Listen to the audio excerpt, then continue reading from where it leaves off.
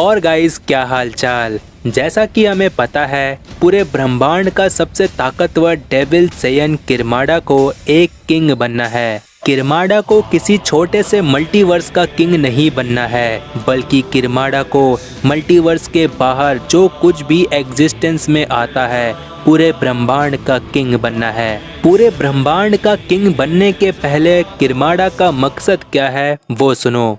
जिस चीज को पाने के लिए कोई रास्ता ना दिखे, उस चीज को आस लगाकर वक्त पर ही छोड़ देना बेहतर समझता हूँ मैं। या फिर ऐसा भी हो सकता है, अगर मैं भविष्यवाणी ना कर सका तो कोई मेरे लिए भविष्यवाणी करेगा। फिलहाल हमारे पास सिर्फ एक ही काम है, और वो है यामोशी को ढूंढा जाए।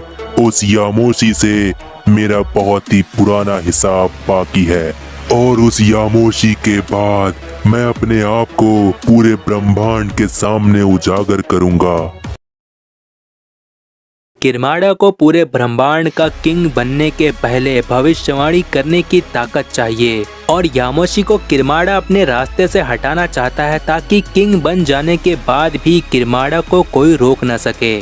और जिस तरह से किरमाडा के जबूरा, सबूरा, सुकीरा और जारकॉन जैसे साथी हैं, बिल्कुल वैसे ही यामोशी के भी कुछ साथी हैं जो यामोशी के वफादार हैं। लेकिन यामोशी के वो सभी साथी कौन हैं, वो हमें आगे पता चलेगा। और दूसरी तरफ जेनो पैलेस पर ग्रैंड प्रिस्ट गोकू को समझाता है कि गोकू तुम्हें कैसे ताकतवर बनना है। और ग्रैंड प्रिस्ट के समझाने के बाद हमें पता चलता है कि गोकू को पहले अपने मास्टर विश को भी ताकत के मामले में पीछे छोड़ना होगा। और यामोशी जिस हिसाब से ग्रैंड प्रिस्ट को बताता है कि गोकू पूरे मल्टीवर्स के लिए नहीं बल्कि पूरे ब्रह्मांड के लिए बहुत ज्यादा इम्पोर्टेंट है, उस हिसाब से ग्रैंड प्रिस्ट गोकू को पूरे मल्टीवर्स में जेनो के बराबर रिस्पेक्ट देने के लिए सभी से कहता है। और अब गोकू की रिस्पेक्ट पूरे मल्टीवर्स में जेनो सामा के बराबर हो चुकी है। और इस बात को सुनकर वेजिटा मन ही मन कहता है, मेरा हमेशा से सपना था कि सेयन जाति ही पूरे ब्रह्मांड की सबसे ताकतवर जाति में से एक हो।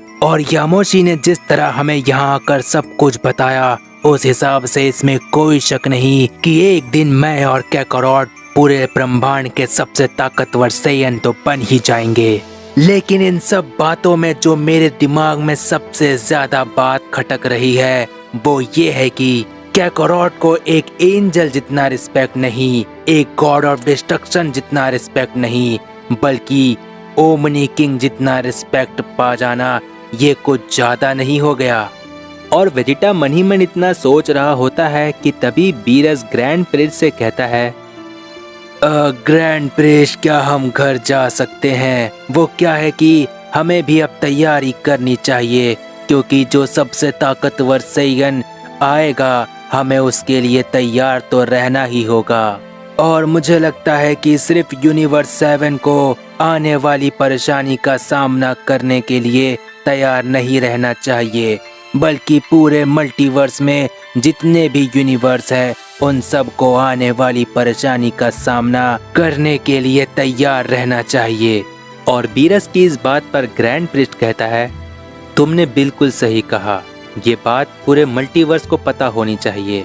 लेकिन इस बात से भी ज्यादा जरूरी ये भी है कि गोकू का ख्याल और गोकू की रिस्पेक्ट कितनी है, ये बात भी सबको पता होनी चाहिए।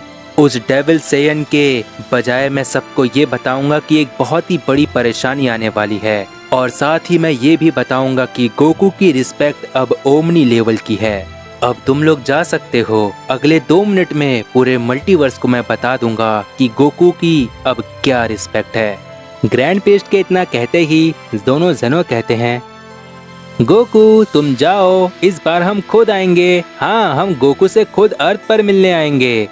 और इतना कहने के बाद ग्रैंड प्रिस्ट एक पोर्टल खोल देता है, जिसके जरिए सभी यूनिवर्स 7 से आए हुए लोग जा सके। पिकलो, ब्रॉली, ज़ाइकोर सभी पोर्टल के जरिए यूनिवर्स 7 में जाने वाले थे कि तभी फ्रीजा कहता है, रुक जाओ सेयन, मेरी बात सुनो, मैं यहाँ पर कैद नहीं रहना चाहता, मुझे भी अपने साथ ले चलो। फ्रीजा ग्रैंड प्रिस्ट के कैद में था, और ग्रैंड प्रिस्ट जाते हुए सभी से कहता है, तुम लोग जाओ। फ्रीजा वो कैदी है जिसने एक वक्त के लिए पूरे मल्टीवर्स को खतरे में डाल ही दिया था। अगर यामोशी नहीं आते। और ग्रैंड प्रिस्ट की इस बात पर गोकू सभी के साथ जाते हुए फ्रीजा से लास्ट टाइम कहता है, बाय फ्रीजा, अपना ध्यान रखना और ग्रैंड प्रिस्ट तुम्हें काटेंगे नहीं, चिंता मत करो, फिर मिलेंगे। और इतना कहते हुए गोकू सभी के साथ बीरस के प्लेनेट पर उस पोर्टल के जरिए आ जाता है। और पिक्लो वहाँ पर सभी से कहता है, मुझे यहाँ पर सबसे ज़्यादा हैरानी इस बात की हो रही है कि ज़ाइकोर इतना ज़्यादा बदल कैसे गया। आखिर ये बदलाव कैसा ज़ाइकोर? आखिर बात क्या है ज़ाइकोर? और तुम यामोशी के साथ वहाँ अचानक से कैसे आए और ये सब कुछ हुआ कब? और पिक्लो की इस बात पर ज़ाइकोर वहाँ पर सभी से बताता है कि कैसे वो अपनी मॉम को सब कुछ बता के वापस आया और कैसे वो जी फाइटर्स की मदद करता है और कैसे यामोशी द सुपर सैन गॉड अर्थ पर आकर ज़ाइकोर को जेनो पैलेस पर लेकर जाता है।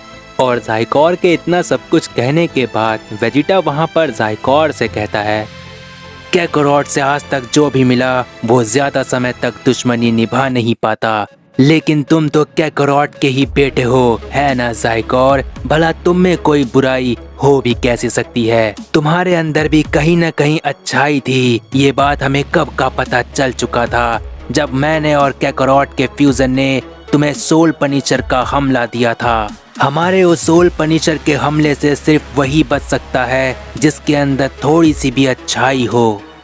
और वेजिटा की इस बात पर ज़ाइकोर कहता है, सोल पनिशर के बारे में तो मैं नहीं जानता, लेकिन वेजिटा तुमने जितना बताया मैं समझ चुका हूँ। और मैं पहले वाला ज़ाइकोर नहीं, ज़ाइकोर की नीयत अब बदल चुकी है। मैंने देखा जब मैं तुम सबसे लड़ रहा था तो किस तरह से तुम लोग एक दूसरे के लिए अपनी जान तक दे रहे थे, और मुझे यही चीज़ तुम सबकी बहुत पसंद आई। इसीलिए मैं अब जानता हूँ अच्छाई और बुराई में फर्क क्या है। वैसे तो मुझे किसी की जरूरत नहीं क्योंकि मैं इमॉर्टल हूँ, लेकिन मुझे बहुत खुशी होगी अगर तुम सब मुझे अपना लो। मुझे तुम सब के साथ रहकर बहुत खुशी होगी, खासकर आपके साथ गोकू। क्या मैं आपको डैड कहने के लायक हूँ?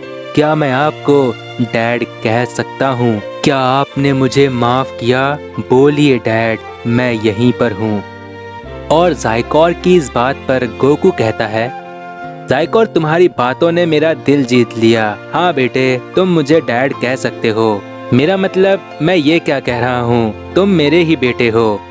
और गोकू के इतना कहते ही विस वहाँ पर सभी से कहता है, वाह क्या बात है, कॉन्ग्रेचुलेशन गोकू।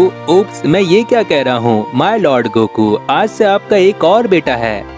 विस की इस बात पर गोकू कहता है, अरे विस, तुम मुझे शर्मिंदा कर रहे हो। माय लॉर्ड कहने की क्या जरूरत है, तुम मुझे गोकू ही बुलाओ, समझ गए ना विस?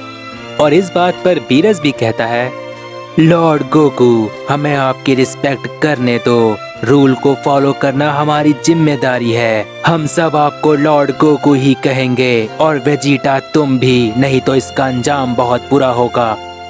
और बीरस की इस बात पर गोकू सभी को समझाते हुए कहता है, बस बस बहुत हुआ, आप सबको मुझे गोकू ही बुलाना होगा। ये मेरा ऑर्डर है। अगर बात ही कुछ ऐसी है तो ये मेरा ऑर्डर है। और वैसे भी जबकि विस और लॉर्ड बीरस मुझे लॉर्ड कहे तो मुझे बिल्कुल अच्छा नहीं लगेगा, क्योंकि ये सब मेरे टीचर हैं एक तरीके से। तो मुझे अपने टीचर से लॉर्ड सुनकर बहुत बुरा लगेगा।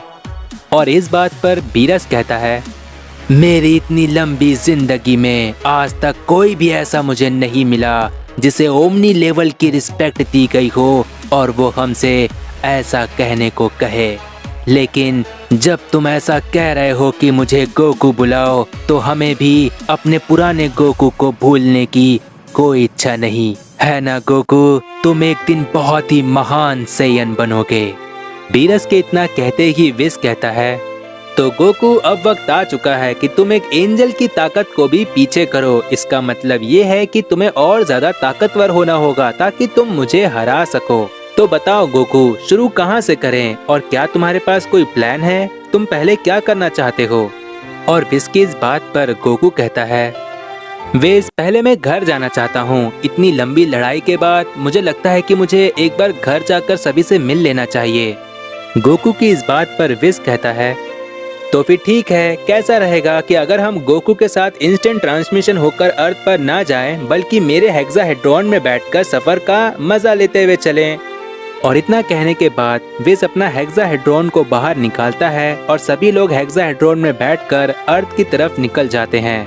और तभी हमें यामोशी का सीन दिखाया जाता है, जहां पर यामोशी एक ऐसे डायमेंशन में होता है जहां से यामोशी की एनर्जी कोई भी महसूस नहीं कर सकता। और यामोशी उस डायमेंशन में कहता है, मैं उस डेविल सेयन के हाथों कभी भी किसी भी तरह की तबाही नहीं होने दे सकता, क्योंकि उस शैतान की तबाही कोई मामूली तबाही नहीं होगी।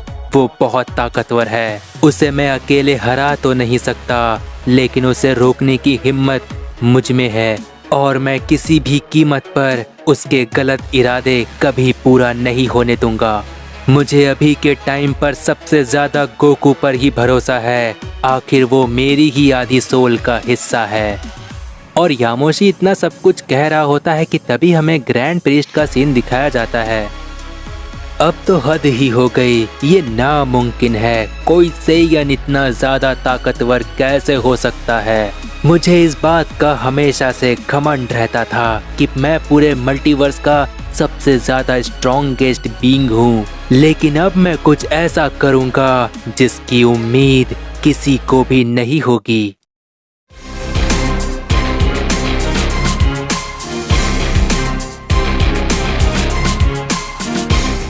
तो गाइज, अगर प्रीवियस पार्ट नहीं देखे हो तो चैनल पर जाकर देख लो। जितना हो सके इस वीडियो को अपने फ्रेंड्स में शेयर कर दो और नेक्स्ट पार्ट के लिए कमेंट कर दो, जिससे मुझे पता चलता है कि तुम्हें ये सीरीज पसंद आ रही है। I hope you like this video, make sure to. और तब तक के लिए